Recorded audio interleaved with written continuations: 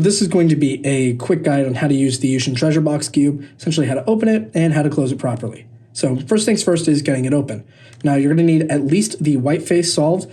Any of the other sides can be scrambled as long as the white one is solved. And all you're going to want to do is misalign it by a little bit and then push down on the center until it clicks into place.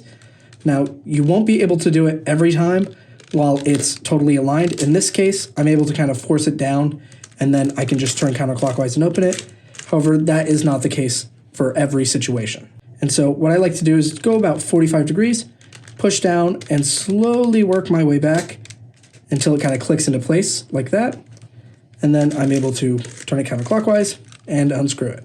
Now for closing it, pretty simple. You just put it back on top, make sure everything's aligned, and just turn clockwise.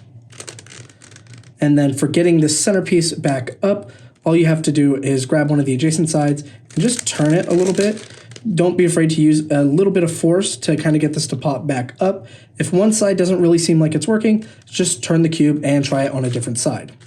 And that's pretty much it when it comes to opening and closing the YuXin treasure box. Something I should also mention is the sound. You're going to hear some kind of cracky, snappy sounds when you're doing this.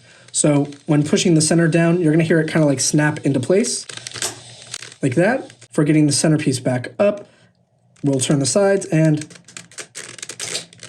hear it kind of sound like it's breaking. It's not really, it's just coming unhooked. It does require a little bit of force, so don't be worried about the sounds all too much.